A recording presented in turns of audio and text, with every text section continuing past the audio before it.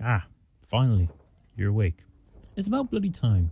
You've been on this earth for what, 7 days? And you've been relying purely on vibes. Anyway, welcome. You're a snow leopard, which, on the real life, is a pretty cool role. I mean, you could have been a naked mole rat, so there's always that positive. Using your new powers of sight, you look around, and well, I'll be honest with you, it's not much to look at. All you can see is stone, because your mum made the smart choice of setting up your home in a cave. And you can now see what's been keeping you warm this whole time. It's your mum. Or, rather, it's your mum's fur.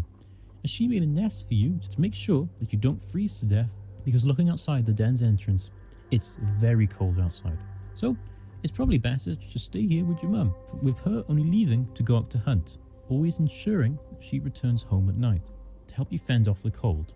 The times she leaves are the most perilous for you, because if something like a normal leopard or a wolf comes along, it's game over before you even got past the tutorial. Although, you do have one thing backing you up, and that is that you already have your adult camouflage. And I mean, can you see you? No? Trick question, because there's actually nothing there. No, I'm actually just fooling with you. There's really a snow leopard over there.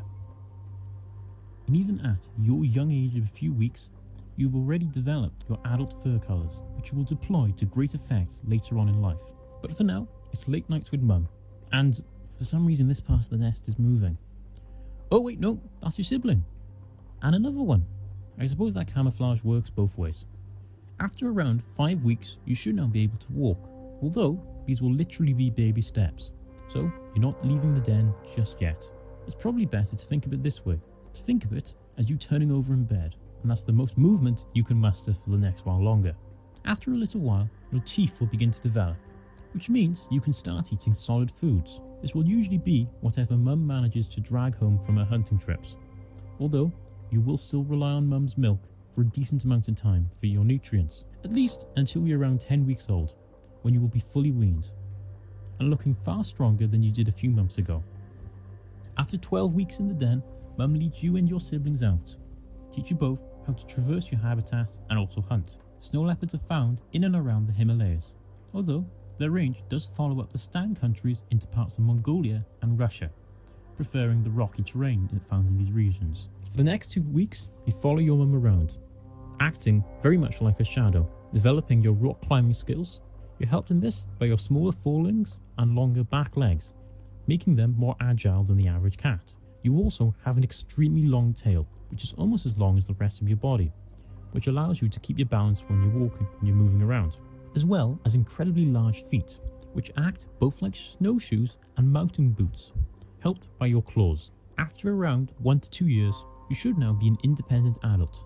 So, you, your siblings, and your mum say goodbye to one another, and then you pick a direction and head out to establish your new territory, which will vary depending on the habitat and how abundant prey is. If it's highly abundant, then we're talking around 30 to 65 square kilometres. In less abundant regions, however, we're talking over 1,000 kilometres, although you will be constantly on the move, only settling down to raise cubs. Males and females will also have overlapping territories. However, you're now incredibly antisocial, so your scent markings and rubbings on rocks and trees act as a way to let other snow leopards know who you are and also when you were last in the area. But just to make sure you don't have to deal with another snow leopard, you will settle for the night on a high mountain top, using your thick fur as a blanket and your tail as a scarf and a pillow to keep you warm. Snow leopards are most active during the dawn and dusk, and usually hunt during this period, using their incredibly effective camouflage to sneak up on prey, before leaping onto them and killing them with a bite to the neck. And you can jump far, like the record jump is 50 feet, which is a ridiculous distance for such a small cat. If somehow your prey manages to get out to this ambush, well, the chase is on. Fortunately for you, you adapted well to moving through rocky terrain, moving with the swiftness and grace of an arrow being released from its bow.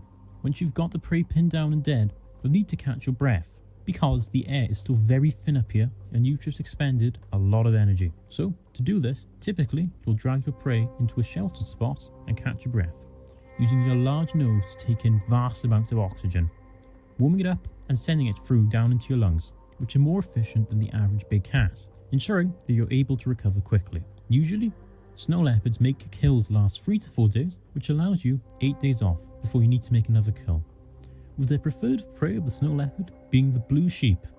The blue sheep.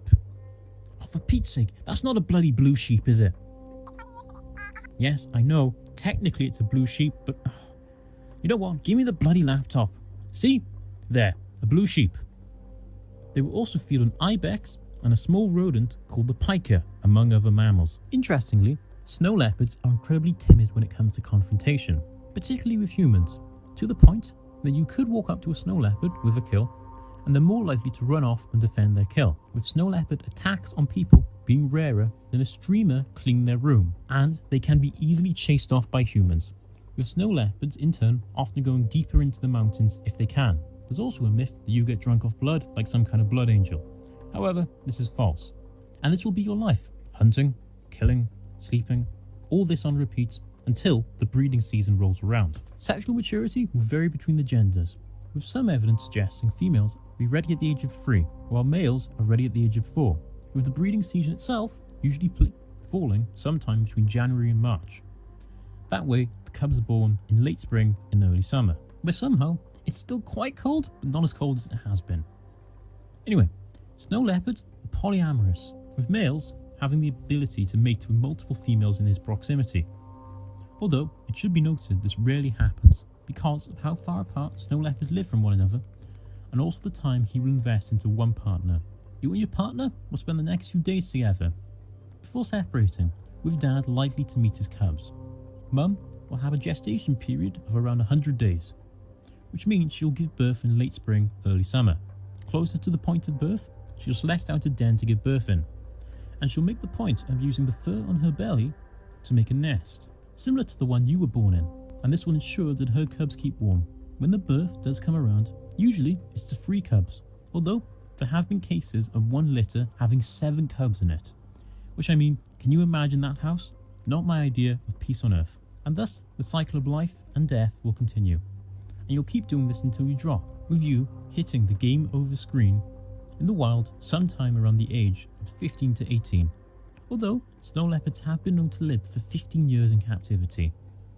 This, however, does depend on you not dying from poaching, which is a massive issue for snow leopards, with their bodies being used on the traditional medicine markets, although climate change is having an increasingly potent effect on their ecosystem, warming it up and changing it, which likely doesn't help you considering you're an apex predator which relies on snow.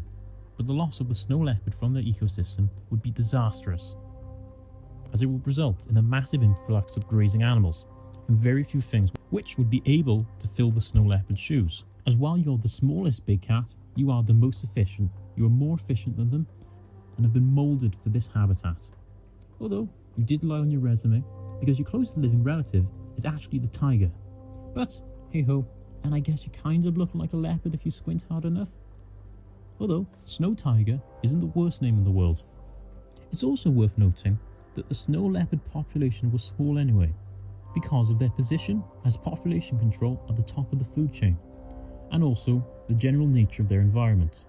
And thus, in recent years, the number of snow leopards in the range has been rising, not because they're breeding more, but rather scientists are now reckoning they were missing a decent part of the population because firstly of your camouflage and also the inaccessible parts of your habitat. Like again, there was a snow leopard in this image, but I bet you didn't notice. And snow leopards are incredibly vulnerable to any external change as a result of their small population. And with that, that's the snow leopard. I hope you enjoyed. If you did, do all the YouTube stuff, you know what it is. Press that like and subscribe button, and leave a comment with a snowflake and a leopard emoji, so I know you got this far in the video. If you don't mind, I'd recommend to you this video on another animal found in this region, that being the famous dragon warrior. But before I go, I guess there's one thing you could say about the snow leopard. These are really masters of stealth, and they have the hunting prowess of a tiger, and the stealth abilities of a pretty solid snake. And before I go, remember, wait, no,